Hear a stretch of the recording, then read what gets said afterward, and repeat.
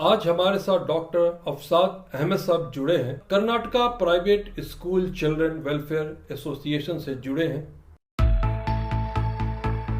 तो आज बात करते हैं हम 12th एग्जाम के बारे में। कल पीएम मोदी भी आए थे और उन्होंने कहा था कि सीबीएसई का जो 12th का एग्जाम है उसको कैंसिल कर दिया गया। आपने देखा कि पीएम साहब ने उन्हें वहां पे कहा है कि सीबीएसई को कैंसिल कर दिया गया है। तो क्या लगता है आपके state board, Karnataka state board का क्या रुख होगा? हाँ, अभी जो नेशनल से जो डिसीजन निकला है पीएम नरेंद्र मोदी जी से, जी। वो एक हिसाब से बहुत ही अच्छा डिसीजन है, क्योंकि नेशनल लेवल में हमारा एसोसिएशन भी इस पे डिमांड किया था कि सीबीएसई का एग्जाम कैंसिल कर दिया जाए, सेकंड पीयू का।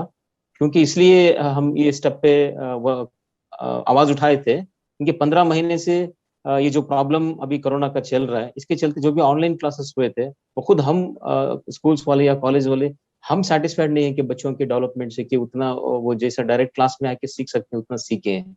एक बात। और दूसरी ये होगी कि सेकेंड वेव जो था कोरोना का, वो बहुत ही खतरनाक था। आप जानते हैं जैसे कि बहुत से उसमें मौतें हो गई, बहुत से लोग अपने खास लोग छोड़ के चले गए, मतलब बहुत से प्रॉब्लम्स हुए। उसमें क्या हुआ, जो बच्चे स्टूडेंट्स हैं, अब 1.5 करोड़ से भी ज्यादा स्टूडेंट्स जो भारत में अभी सारे एग्जाम लिखने वाले थे, उनके खुद के घरों में बहुत से इंसिडेंट्स ऐसे हुए हैं। तो मेंटली जो थे बच्चों पे प्रेशर, डर था, एक प्रेशर पड़ा था। ये जो बच्चे जो डायरेक्टली देखे थे, इसके इसके वजह से क्या था, मेंटली प्रिपेयर भी नहीं थे बच्चे। तो उसके हिसाब से जो डिसीजन है वो सही डिसीजन मेरे हिसाब से है। अब इसके हिसाब से क्या है, ये लोग मार्क्स भी कैसे देते हैं, 10th का जो प्रीवियस इनका मार्क्स है हाँ। उसके हिसाब से, और प्री बोर्ड मार्क्स रहता है इनका उसके हिसाब से, और प्रैक्टिकल्स का मार्क्स रहता है उसके हिसाब से, और 11th स्टैंडर्ड का जो मार्क्स है अर्लियर जो लास्ट ईयर जो पढ़े हैं, इन चारों को कंपेयर करके इनको मार्क्स दिया जाता है। इसके हिसाब से क्या थोड़ा सेटिस्फैक्टरी है कि जो बच्चे का जो आईक्यू था, जो मतलब उनका जो क्वालिटी था, जो काबिलियत थी, उसके हिसाब से उनको पास कर रही। अगर इसमें भी बच्चे बहुत से हैं कि वो रैंक स्टूडेंट्स थे, वो बहुत ही एक्सपेक्टेशंस रखे रहते हैं कि उनका रैंक आए, तो ऐसे बच्चे के लिए भी एक ऑप्शन है। अगर वो एग्जाम लिखना ही चाहते हैं तो वो अभी लिख सकते हैं एग्जाम। उसके लिए अभी टाइम दिया नहीं गया है कब क्या बोल के डेट, मगर मे भी हो सकता है कि वो अभी अगस्त में हो सकता है, या कभी कमिंग मंथ्स में हो सकता है। वो भी एक ऑप्शन है, चाहे तो एक्सेप्ट करके कंटिन्यू भी कर सकते हैं या तो एग्जाम भी लिख सकते तो अब ये बताइए हैं। तो कि स्टेट बोर्ड का क्या होगा रुख, क्या करेगी स्टेट बोर्ड? हाँ, अभी स्टेट बोर्ड भी अगर इसी चीज पे अगर फॉलो करेंगे तो अच्छा लग रहा है। हम्म। क्योंकि अभी जो लास्ट जो मीटिंग्स हुई थी पीयू बोर्ड की, जो एजुकेशन मिनिस्टर के साथ पीयू बोर्ड के सारे मेंबर्स और जो भी डिसीजन मेकर्स हैं बोर्ड के, सब एक मीटिंग हुई थी। उसमें बहुत से सजेशंस दिए गए मेंबर्स से कि ऑनलाइन एग्जाम किया जाए, ऐसे सब बहुत से सजेशंस थे। तो ऑनलाइन करने से भी क्वालिटी उतनी ये नहीं रहेगी, क्योंकि बच्चे कॉपी भी कर सकते हैं। बच्चों का मतलब हम कुछ गलत बच्चों को सिखाया ऐसा हो जाएगा, मतलब बच्चे कॉपी करें या कुछ करें तो हम जानबूझ के उसके लिए चांस मौका दे रहे हैं। तो बेहतर है बच्चों को इसी बेसिस पे, जैसे अभी सीबीएसई बोर्ड ने डिसीजन लिया है, आईसीएसई ने डिसीजन लिया है, इसी हिसाब से अगर स्टेट भी डिसीजन लेके करेगा, और जो बच्चे सेटिस्फाइड नहीं होंगे उनको आगे उनको भी डेट देके फिर से उनको एग्जाम अगर लिखने का भी एक मौका देंगे, जैसे लाइक आईसीएसई बोर्ड या सीबीएसई बोर्ड जैसा, वो अच्छा रहेगा। दूसरी बात ये है कि अभी उनको एक ये भी है, नीट है, सीईटी है। तो हम्म। अभी उस पे अगर फोकस करके इनको ऐसे प्रमोशन पास करके, जो अर्लियर उनका रिकॉर्ड है उसके हिसाब से, उनको सीईटी में मौका दिया जाए लिख के। जब वो जो रैंक करके जो साइंस लेना चाहते हैं, जो डॉक्टर्स बनना चाहते हैं, कोई इंजीनियर, जो जो भी बच्चे करना चाहते हैं, जिस फील्ड में जाना चाहते हैं, वो सीईटी और नीट एग्जाम जो है उसमें अगर उनको मौका मिले तो वो बच्चे वहां से लिख के जा सकते हैं। उसके हिसाब से क्वालिटी बच्चों का तो नहीं जाएगा, किसी के साथ धोखा भी नहीं होगा। अब ये बताइए, जैसे आपने कहा नीट का एग्जाम, जिस जो बच्चों लोगों को अगर मेडिकल में जाना है, अगर उस वक्त तक भी कोरोना का सिचुएशन ठीक नहीं हुआ तो क्या लगता है उसको ऑनलाइन किया जा सकता है क्या? हाँ, नीट को थोड़ा डिले भी करके कर सकते हैं, जैसे कि अभी कंट्रोल में आ गया है तो प्रिकॉशंस लेके, क्योंकि बच्चे जब लिमिटेड ही रहेंगे, जो नीट लिख के जो नीट के रिलेटेड जाने वाले कोर्सेज के बच्चे ही आएंगे, बाकी जो है वो अपने हिसाब से कॉलेज चले जाएंगे, तो उसके हिसाब से स्ट्रेंथ भी कम हो जाएगा। तो वैसे कर सकते हैं, जैसे लाइक हमारा सीबीएसई बोर्ड का जो डिसीजन है, वो हाँ। उस हिसाब से डिसीजन लेके स्टेट में कर सकते हैं। तो मैं ये पूछ रहा कि देखिए कि जब सीबीएसई का हो गया कि कैंसिल हो गया है, तो इस सिचुएशन में स्टेट के पास एक ही ऑप्शन होता है कि वो भी इसको कैंसिल करे। क्योंकि अगर मान लीजिए मेरा सवाल ये है कि अगर मान लीजिए स्टेट बोर्ड बोलती है कि नहीं मैं कैंसिल नहीं करूंगा, तो यहाँ लगता नहीं है कि आप बच्चों के साथ इंसाफ नहीं होगा? क्योंकि जो बच्चे सीबीएसई से एग्जाम देते रहेंगे उनको बेनिफिट मिल जाएगा, और जो स्टेट बोर्ड में रहेंगे उनके साथ थोड़ा सा नाइंसाफी हो जाएगी। इसको आप कैसे देखते हैं? हाँ, वही अभी इसको एजुकेशन मिनिस्टर एक कमिटी जो है बोर्ड, पीयू बोर्ड, उनके साथ बैठ के और थोड़े एक्सपर्ट्स जो हैं एजुकेशन, उनको भी साथ लेके सजेशंस लेके अगर डिसाइड करके करेंगे तो वहां से बहुत से ये मिले, और स्टूडेंट्स को भी थोड़े उनको भी उनका भी ओपिनियन कलेक्ट करके अगर गवर्नमेंट डिसीजन लेगी तो बहुत अच्छा है। और इस टाइम में ये जो सेकेंड वेव का जो इफेक्ट बच्चों पे मेंटली जो हुआ है, उसके हिसाब से बच्चे अभी एग्जाम वो लेवल से लिख पाना मेरे हिसाब से वो मुश्किल लग रहा है। तो नाइंसाफी की जो बात हो रही है वो हम लोग डायरेक्टली बोल नहीं सकते कि नाइंसाफी हो रही है, मगर जो बच्चे स्कोर करने वाले रहते हैं उनको थोड़ा मेंटली वो डिस्टर्ब होते हैं, क्योंकि उनका एक ये रहता है कि एम रहता है, बच्चे एक गोल को आगे रखते हुए बच्चे बहुत सी मेहनत भी हाँ, करके रहते हैं, ऐसे बच्चे भी बहुत रहते जो मेरिट वाले बच्चे होते हैं उनको थोड़ा सा अफसोस होता है, क्योंकि उनको होता है कि हाई स्कोर कर सकते थे, तो एग्जाम नहीं होने से उनके लिए थोड़ा सा सेटबैक है। हैं। बिल्कुल, थोड़ा वो बच्चे भी थोड़ा ये होंगे, तो उनको गवर्नमेंट अभी जो स्टेप्स सीबीएसई आईसीएसई बोर्ड्स ने जो लिया है उसी हिसाब से अगर ये भी सोच के करेंगे तो बेहतर रहेगा। और उनके लिए अरे कोई सेटिस्फाइड नहीं है तो फिर से उनको एग्जाम लिखने का मौका दिया जाए, ये इसमें बच्चे थोड़ा सेटिस्फाइड हो सकते हैं। तो कब तक लगता है कि ये स्टेट बोर्ड डिसीजन लेगी? स्टेट बोर्ड का ऑलरेडी बहुत डिसीजन डिले हो गया है, बहुत से मीटिंग्स हुए हैं। एसएसएलसी एग्जाम का भी डेट उन्होंने 25 जून को दिया गया था, वो जो 5 जुलाई को एंड होने वाला था। अब फिर से वो डेट को कैंसिल करके डेट अभी अनाउंस करते हैं, बोल रहे हैं अब पीयूसी का पहले करेंगे बाद एसएसएलसी करेंगे बोल के अभी बोल रहे हैं।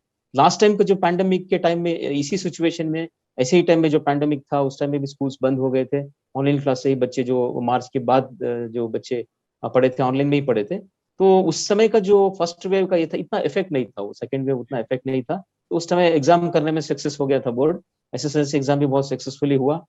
तो इस बार वो सिचुएशन नहीं है, क्विक डिसीजन लेना है अभी गवर्नमेंट को, डिले नहीं करना चाहिए, क्योंकि बच्चे भी बहुत कंफ्यूजन में है, पेरेंट्स भी बहुत से कंफ्यूजन में है, स्कूल्स वाले भी बहुत से कंफ्यूजन में है।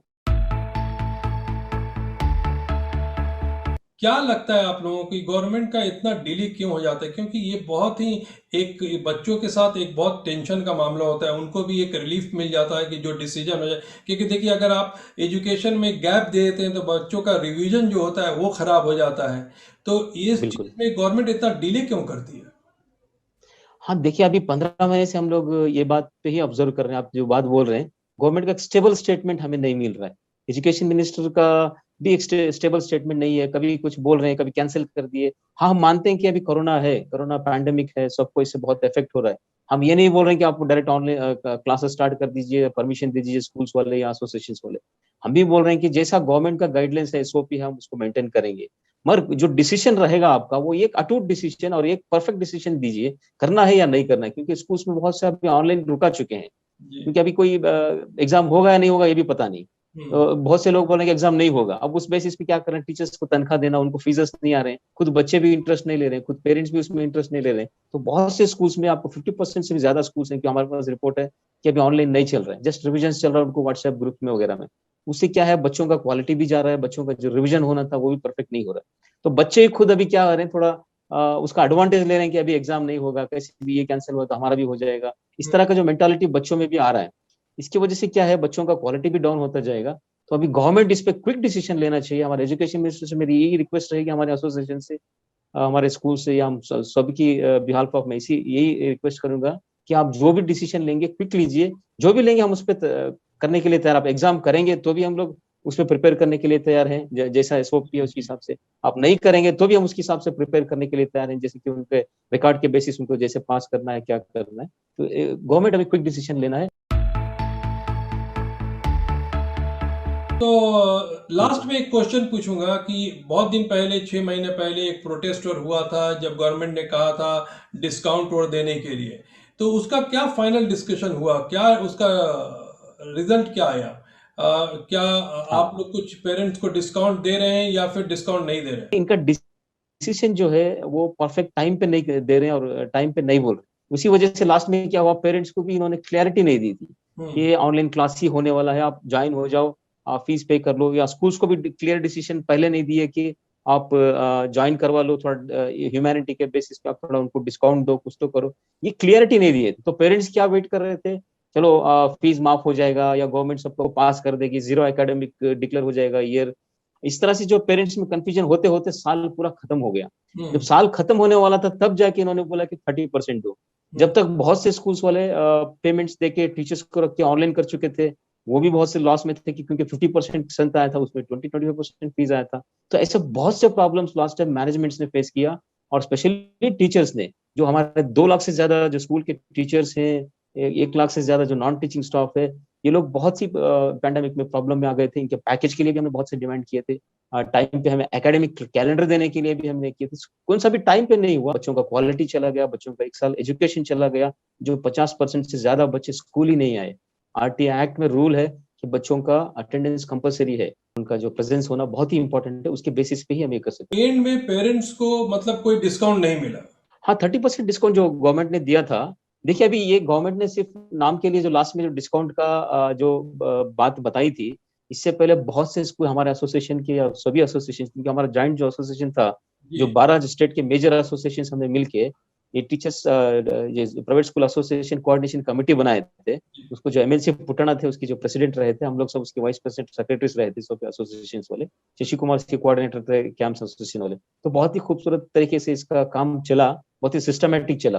तो हमारा वही डिमांड था गवर्नमेंट से कि वक्त टाइम के बराबर इसको डिक्लेयर कर दिया जाए, जो क्या करना है स्कूल्स वाले। तो ये एसोसिएशन से भी बहुत से डिमांड्स गवर्नमेंट में हमने रखा था, रिलेटेड इसी इश्यूज के बारे में। डिस्काउंट का जो पहले ही जो बोल देते तो हम लोग कर लेते थे। तो हमने एसोसिएशन में इंटरनली एक काम किया था। तो सभी स्कूल्स को, हमारे जो मेंबर्स को बोला गया था कि आप ह्यूमैनिटी बेसिस जो भी कर सकते हैं हेल्प करो। बहुत से स्कूल्स का रिपोर्ट ये आया कि 50% डिस्काउंट दिए, कहीं कहीं 20%, 30%, जो गवर्नमेंट डिक्लेयर करने से पहले सारे स्कूल्स वाले डिस्काउंट ह्यूमैनिटी बेसिस दिए थे। ऐसा नहीं कि डिस्काउंट नहीं दिए थे। ये चीज गवर्नमेंट अगर पहले भी कर देती तो बहुत अच्छा होता, कि तो 100% या 70%, 80% अगर स्ट्रेंथ आ जाता हमें। तो यहाँ पे आप यही कहना चाह रहे हैं कि गवर्नमेंट अगर ये डिसीजन पहले लेती तो शुरुआती दौर में ही स्कूल भी इस चीज़ को डिस्काउंट दे सकती थी, लेकिन जो डिसीजन इतना लेट हुआ, पूरा बिल्कुल साल खत्म होने के बाद जब आप बोल रहे हैं, तो उस वक्त तक स्कूल बहुत सारे लोगों को फीस दे चुकी थी और बहुत सारे लोग अपने तरफ से ही डिस्काउंट दे चुके थे, तो जिसकी वजह से ये गवर्नमेंट की तरफ से भी दे कोई रूल चुके, नहीं बना। नहीं बना, बिल्कुल नहीं बना। उसके बारे में केसेस भी थे कोर्ट में, अभी वो उसका कुछ डिसीजन अभी नहीं निकला है।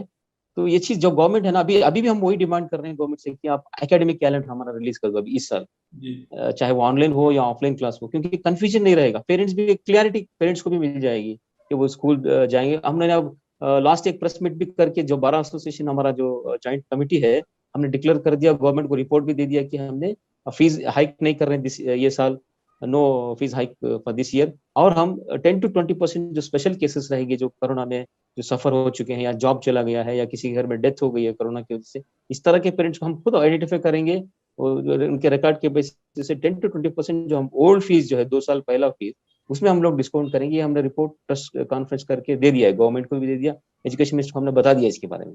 ये जो रिलेशन जो था टीचर्स, सॉरी पेरेंट्स और स्कूल्स का, ये गवर्नमेंट ने बिगाड़ दिया, क्योंकि टाइम पे जो स्टेटमेंट्स नहीं दिए, अब वो स्कूल वाले पेरेंट्स को दुश्मन लगने लगे, पैसे पूछ रहे हैं। तो जो पैसा अभी नहीं रहा तो स्कूल चलाना मुश्किल है, टीचर्स को पेमेंट देना मुश्किल है, क्योंकि 3-4 लाख टीचर्स जो हैं अभी नॉन टीचिंग जो है, वो उनका घर इसी से चलता है।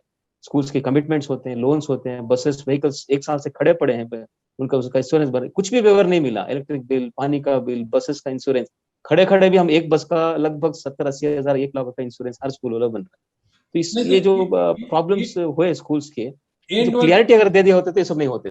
तो एंड में प्रॉब्लम यही हुआ कि गवर्नमेंट जो डिसीजन टाइम पे नहीं लेती है, तो एक तो रिलेशन खराब हो गया स्कूल और पेरेंट्स के बीच में, और दूसरी बात क्या है कि पेरेंट्स को भी कोई फायदा मिला बिल्कुल। नहीं। जो पेरेंट्स पूरा पैसा दे के दिए, उनको हम्म, कोई डिस्काउंट मिला नहीं। तो एंड में गवर्नमेंट के डिले नहीं होने मिला। से जो अफेक्ट होता है, आइदर स्कूल वालों को हुआ या डायरेक्टली पेरेंट्स को हुआ। तो ये बताइए कि 10th के एग्जाम के बारे में हाँ, कुछ अभी तक सूचना आई है क्या? हाँ, अभी तक जैसे सेकंड पीयू का डिसीजन चल रहा है, उसी तरह से भी 10th का भी डिसीजन चल रहा है। अभी सून अनाउंस करेंगे बोल रहे हैं, मगर कुछ करे नहीं। तो हमारा भी एक सजेशन है, अगर करना ही है तो एजुकेशन मिनिस्टर को सेंटर्स ज्यादा करें। क्योंकि अभी सेंटर्स जितने हैं उतने में लेंगे तो बच्चों को हम सोशल डिस्टेंस मेंटेन नहीं कर पाएंगे, बहुत से मुश्किल हो जाएंगे। अगर आपको करना है तो आप सेंटर्स जो है एग्जाम उसको डबल करें, जी तब क्या होगा, थोड़ा बच्चे आराम से दूर दूर बैठ के एग्जाम कर सकते हैं। ये एक ऑप्शन है हमारा एसोसिएशन के थ्रू। मगर 10th को भी अगर सीबीएसई एसएससी बोर्ड के हिसाब से अगर करेंगे तो कर सकते हैं। क्वालिटी तो बच्चों का कैसे भी गया ही है, बच्चे उतने परफेक्ट नहीं है। तो वही, अगर वही डिसीजन अगर 10th में भी लेंगे तो अच्छा है। एग्जाम करना ही है तो हम उसके लिए भी तैयार हैं।